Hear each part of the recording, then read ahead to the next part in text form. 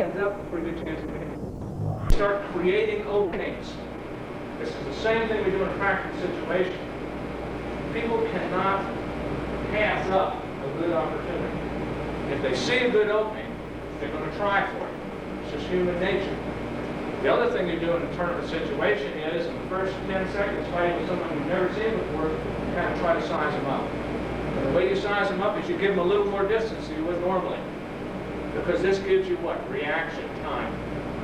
He can't mount anything at me without giving me a little longer to see it than as if I was this close.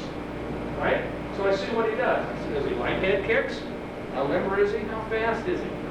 How does he cut the ring off of me? Now I form a game plan. Now, in a reality situation, your question is, you're assuming or guessing well that he's going to punch you in the face. Not true. What I'm going to do is I'm going to discourage him from doing other things and give him a shot at my face that is hard to pass up. There's more than a 50-50 chance that he'll hit me in the face.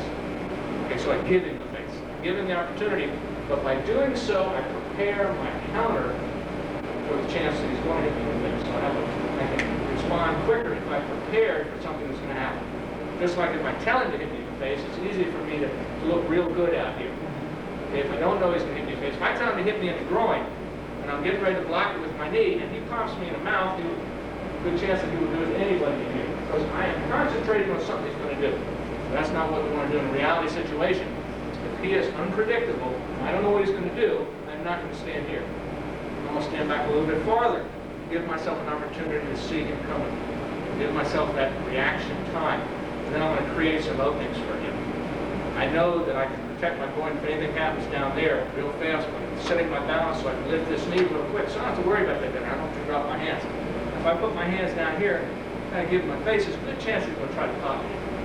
So I kind of create that, the illusion that he can hit me in the face easier than he can do other things. So it's an illusion I create.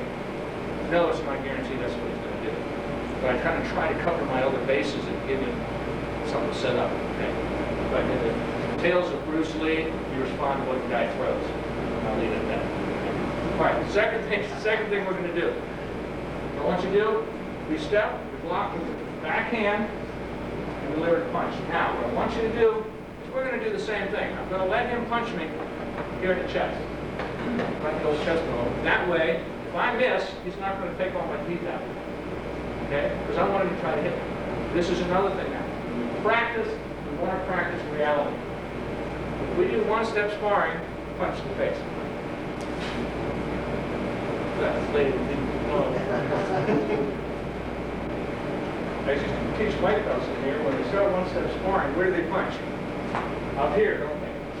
Right? Ah! They punch up here, but that far away. Does this punch? We never go far away from each other. That's good for white belts, but it's real bad for you all because it's what? Training muscle memory. And if you train punch up here, you're going to punch up there in reality. It's going to happen because your body does it automatically. And if you train this, throws a punch here, and you block like this, and then punch like this, that's what's going to happen in the real world. So now that you guys are black belts, you ladies are black belts, you have to start thinking differently. You have to get out of this mold of techniques 1, 2, 3, 4, 5. You have to start thinking practically for your own self, your own training. You've got to think in a different mold. So the way we do that is we encourage our partners that we work with to hit us. So if we stay in the direct line and don't get out of the way, we're going to take a little tap. And the way to do that, until we know our partners real well, is we don't let them tap us from the nose. Okay? But we restrict what they're going to do. I'm telling them what I want him to do, so this will give me an even better than even chance of practice than I get to her. So I want him to tap me here. I want him to tap me here. So if I don't move, I'm going to do this block. Tap me here. Oh, too late. So what do? I have to move faster. Still can. Faster. Faster. Faster. Now, I haven't moved off the direct line, no. But I have done one thing. If I meet him correctly, go ahead. If I move him, I've knocked him off balance. All right, now let's do all of it together. Depending on where my hands are, this is going to teach me some things. I don't want to fight with my hands down here. Because he can hit me a lot faster than I get my hand up in the cross there. So what I want to do, I'm covering a lot of territory here, folks. What I want to do is down here. What I want to do is set myself up with someone in a real situation so I have the best chance of deflecting what they're going to do with me. Now I'm getting back to your question. If I stand with my hands like this, I'm a fool. Even if I know he's going to hit me in the mouth. Because he's going to get this thing off a lot faster than I can get my hands up to here. It's only common sense. Bill Wallace, don't fuzz your hands down here. If you can get his foot up there faster, you get your hands. What I'm going to do is I'm going to take my hands and I'm going to put them in a good position to defend myself, in the best position. I'm going to take this big wide target that I have, which is here to here. He can hit me anywhere from here to here and here to here, and I'm in trouble. Big target. And I'm going to go from what we call a full view stance to a quarter view stance. This is the smallest target available. The only thing he's got now is he's got up and down on it. But here to here, my target's only that wide. Where he hits me down here, it's that wide. The target's only this wide. It's a smaller target than we hit. So I have less of the target areas that we can hit, whereas here, everything's open. Can't do that. If I go this way, the only thing I have is this arm and this leg to do anything with. This arm and this leg are totally useless to me. So I want to get kind of in a quarter view stance, which is a smaller target, plus it's an angular target. If he hits it here, there's a good chance that I'm going to dissipate some of the energy by sliding off of me. Whereas from here, if he hits me, I'm not going to dissipate any energy. Take it off. I'll take that slight angle, put my hands up in a position where he has to come around this hand somewhere. Because it's human nature that if somebody puts their hand up in front of their face, you're not going to punch through the hand. You're going to try to punch one side or the other. Just human nature. So put this thing up kind of where it bothers his face. If he wants to hit me here, he's got to come around it. So he's got to get off that direct line a little bit. Plus, it gives me time to take this hand and intercept it. If he starts to punch me, I have all this time to work with that. Whereas if my hands are back here like this and he goes to punch me, I don't have much time to catch it. So I'm setting the stage and giving myself a lot more reaction time. By the size of my stance, smaller area, getting my hands up in front of me, more time to intercept it. Okay? Keep those things in mind. All right, what I'm going to do is I'm going to do the same thing again. I'm going to let him hit me here. I'm going to take my lead hand this time. Now, if you remember, finish the case. If you remember, you did this and punched up underneath here. Well, I'm going to take the same angle again, and I'm going to use his mass against him to make this an effective technique. I'm going to slide in toward him on the same angle. Punch right here. I'm going to take this hand, and I'm going to put it across him, like here, and aim, right to that face again. At the same time, I'm going to punch with this hand. Just as if I stepped here, keeping my angle facing right toward her, and I'm going to punch. He's moving toward me, and I'm moving toward him. Like two cars colliding. One thing I'm going to do is keep that on my face and let this go ahead. Like this. And in this one, I'm going to let it trace a little bit. Do it slow. I'm meeting him, I'm letting it slide, I'm meeting him in the middle. Okay, that is opposed to this. 1, 2. How long does it take to do that? All right, I'll do it fast. For him. Takes time. This is how I want you. Just like that. Slight angle. This way. Put it there. Slight angle. Move that head out of the way. This is my card. This hand's up there. Technique. Deflect. Getting straight in here. All my power because I'm on balance. My medium coming in. The faster he comes in, the more it's going to hurt him. Third element is I'm going for a vulnerable area. He's a strong fellow. If I hit him here, he can take it pretty well. Hit him in the chest, he can take it pretty well. His arm is up and extended, where is he most vulnerable? Right under here. No muscle right there. The ribs, these ribs don't fit real well. They give pretty well right here. They don't, not protected by muscle. Plus, with his arm extended, he can't tighten these muscles. Here, tighten that muscle. It's hard to do when you get it up high. You can tighten it down, can't you? So I'm going to go, this is what we call the base of the weapon. This is the weapon, that's the base of it. That's my target area. So as he extends toward me, in this position, slow motion. I'm going to show my hand. I intercept right here, slide on my angle, and catch him right like that. Shoot. right into him, he impales himself on it. This is what we're going to do next. Get with your partner. Let's try it. It is delivered as bang, one move, not 1, 2. Try it. Get your left hand up in front of you. Extend it out as far, not all the way out, but just slightly. Crazy. This one goes crazy. What you do, and you'll find out that a lot of the kicks and punches and defenses you do, even some of the one-step sparring or some of the self-defense, you can apply these principles. Principles of the angle, getting out of the way, and getting power and energy into your opponent. And keeping them on balance, and keeping them off balance. That's what we're working on. Trying to achieve that in everything you do. Not just in this one particular technique of somebody punching here. Because the same thing is going to work against kicks, it's going to work against hands, it's going to work against any number of things. Keep the principles in mind with the angles, and using what I call passive aggressiveness, which is passive is you're blocking, he's attacking you. That's an aggressive block. Something else that might make you remember this is that the hand that blocks also strikes. The hand that strikes also blocks. Keep that in mind. This is a twofold thing. He throws a punch at me here. Although I'm blocking him here, at the same time, I'm going to block and punching with the same hand. Because this takes time. 1, 2. This does not take time. Beating, shot. So what I do,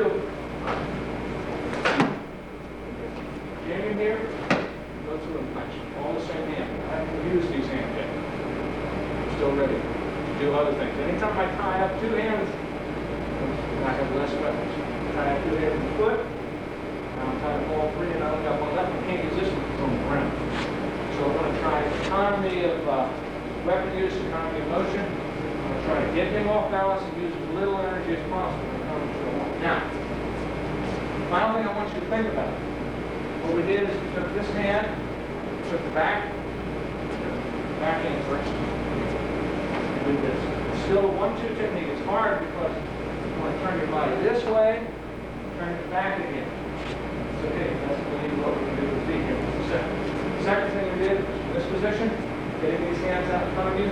See, deliver a punch. We're going to let it trace on here, follow. This is a principle I did before. Redirecting. Doesn't take a lot of energy. Does not require this. Don't meet the hand and push it out there. If I meet the hand and push it out there, now my striking hand can't hit him unless I come back again. Body pivots around his spine. If I turn it this way, in order to hit this, I got to come back, or I got to keep coming with it in order to hit him. So I want to try to keep these shoulders to him. I want to deflect this hitting hand right in here. So I'm going to take this, intercept him, slide in and catch him. This is how I want you to catch him. I don't want you to do this. Keep this in mind. I want you to catch him like this. And here. It doesn't work real well because you don't have any power curving. If you lock in nice and tight, you're going to have power in that his body momentum is going forward and yours is going forward. You will have a certain amount of power. But not the same as if, check your time with this. Slowly. He starts to punch with this as you're sliding. That hand's going out. As I'm moving forward, that hand's going out. This hand is locked in here at the moment. I need it right here. Don't move in and then punch. Okay? This is something that Joe Lewis used to use all the time. I mean, saw him spar in the old days. He sparred 1 of 2 ways when he would use a reverse punch. He very rarely used it, but when he did it this way. He would either step in, punch, or he would punch and step in. At the time, they would throw people up. But what he'd do is he'd start to punch and then step. It's great from one aspect. It won't hurt anybody that way if you punch first, but it's great from the aspect that you think about getting your body momentum behind a punch, which is what he did. So you start the punch, and then step and lock into it. Great. If you take that in a real practical aspect, get the timing of the step, the shifting your weight in, locking into it with the right extension, that's where you get power. His idea was right.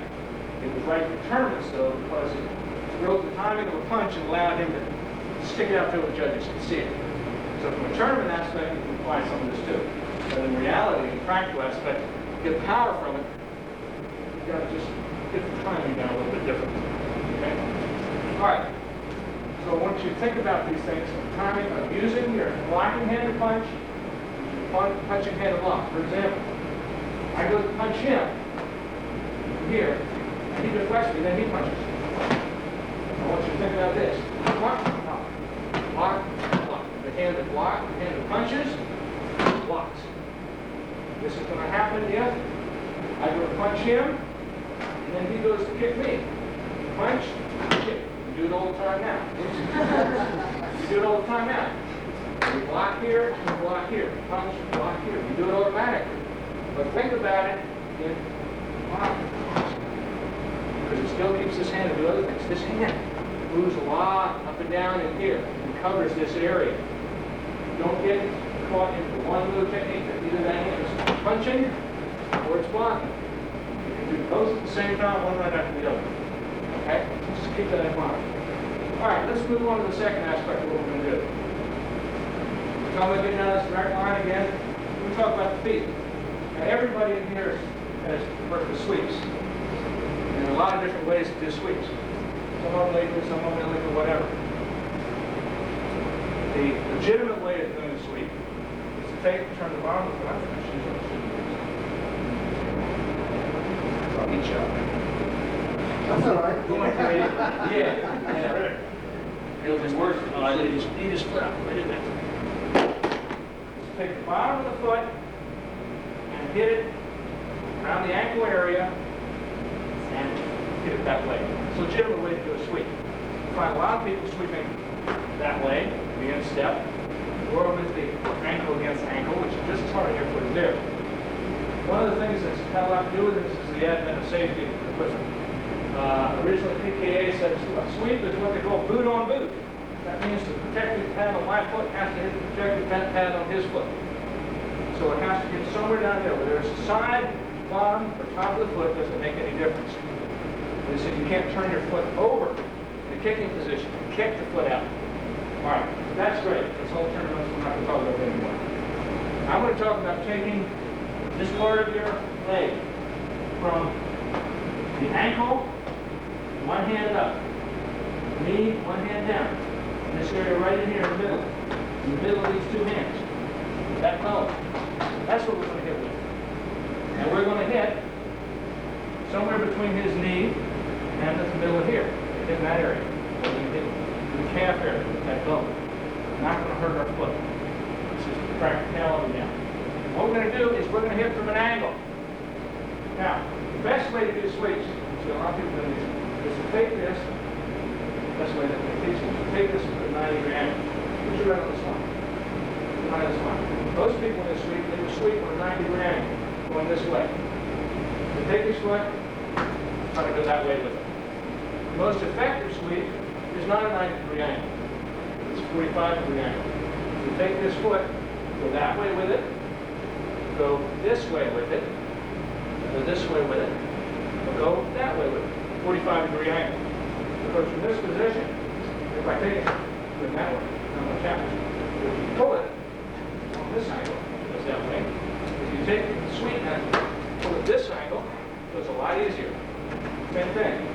If I sweep up toward you, 45, it goes real easy. Okay? These are the angles we want to work on, these 45. So let's add it to what we started out with, and that's get off the direct line of attack. What we're going to do is we're going to use a natural body motion. So we are not in a position where we're actually kicking the leg. We want to hide it. We don't want the opponent to see what we're doing. In order to do that, if we can mask it, we mask it by making it look like we're just walking. We're stepping toward the opponent. So if he throws a punch at me, and I step here, deliver a punch. That's how to turn. Left, deliver a punch. What I'm going to do is just walk through. That way. If I go this way, deliver that way.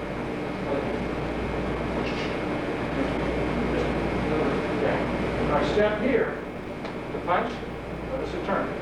Here's the angle. I'm just going to step through it. That way. Comes the second part of the move. He delivers a shot here. Step here, deliver a punch. 1, 2. One back. Even if he blocks the punch, that's what I'm at. Step to this side, come back through. And notice I'm not lifting my foot up and kicking. I'm stepping, just like on this walk. Step through with the shin bone. I don't lose any balance because I don't lift my leg up. It really, I'm serious. We do this, right? We step, walk. Watch. Walking. Here, I'm going to walk straight toward you. Now, continuation of the same move. Watch. 1, 2, 3. Going? Huh? No. No, that wasn't 45. This was, that was straight through. That's what his leg is. That was straight through. The main thing is to cover it, to get away from here, lifting the foot and kicking. You want to make it in a very subtle way, keep her balanced, and just step through. Say if I'm in this position here. Just going to turn my feet a little bit. So I'm now facing that way, and I'm going to walk through.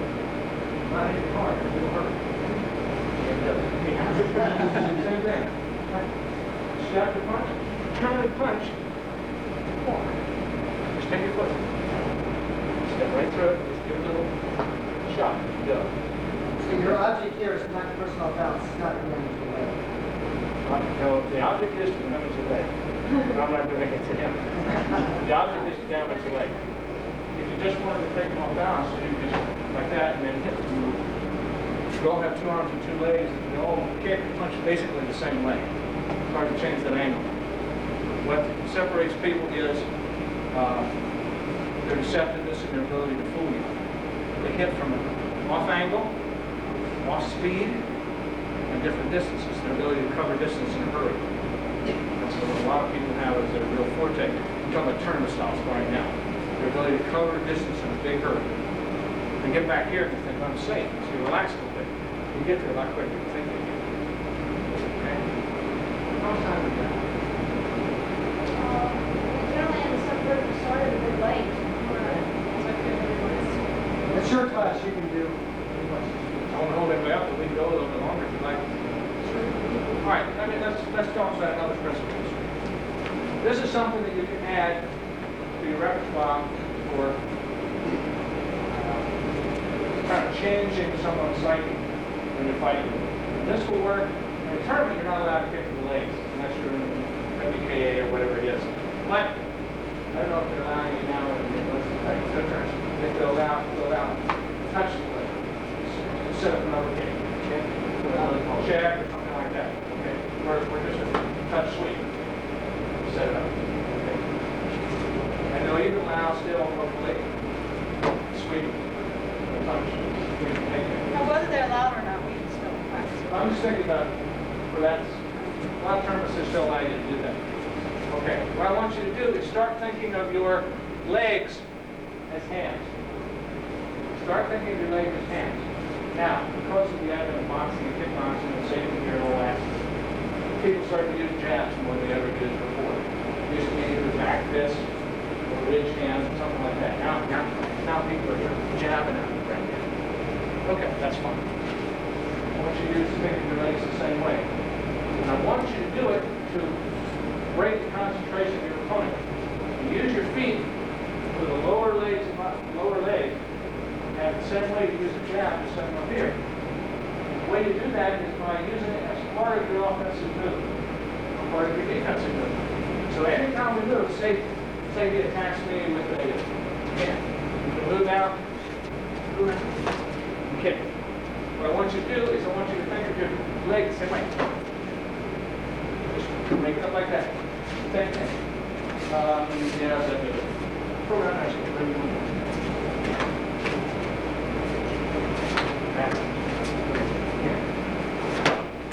Just do it. Wow! That's all I want you to do. Because it's easy to do. It's not a sweep. But what I want you to do is just think of it as you move. Your hands are tied up. And just from this position, you're going to slow. You're not sweeping. You're just attacking the lower body. The same thing from here. Same thing. Just shoot it. Just shoot it. You know, you got your hands up there, just a little, like that. Just use it like a jab. Think of your hands that way, and force yourself in a training situation to use your feet and for your counter, and use them in combination with the lower body. So normally what you might do is say, I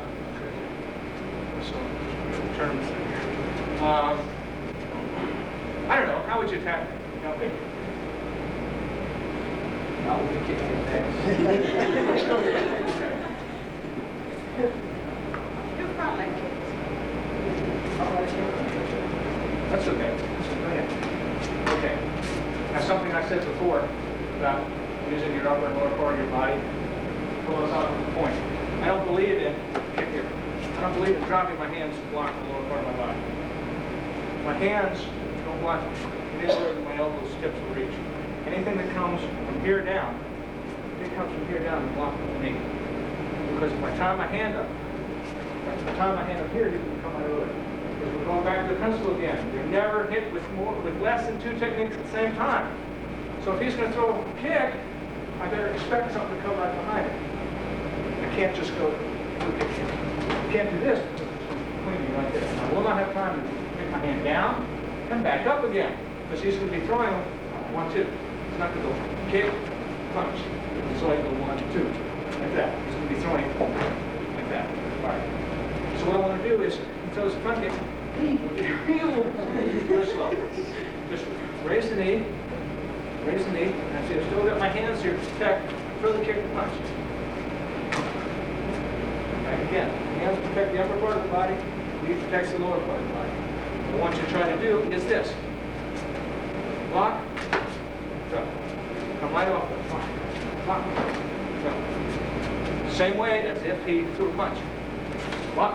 Punch. Same thing with your knee. Pull down as you can.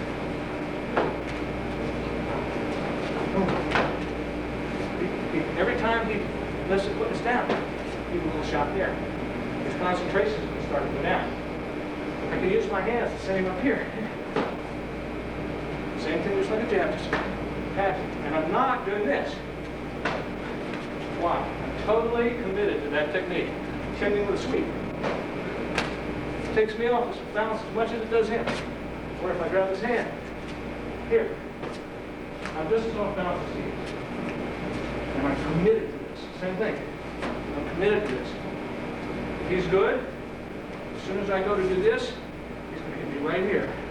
Bang, I'm going to eat it. That's not what I want. What I want is to take this hand.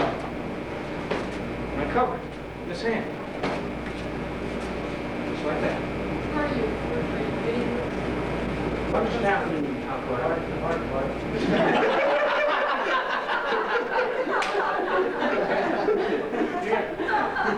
I'm going to let him do it to me.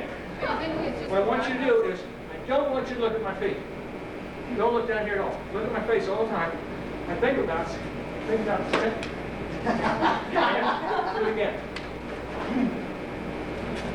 Make me think face. Make me think face. That's it. Now, don't commit it. Stand there. What these are is you're ready to do something. All it is touch and ready to throw a technique. This is not the technique itself. All it is if I step toward you at any time, I'm just going to do here. Just a little touch.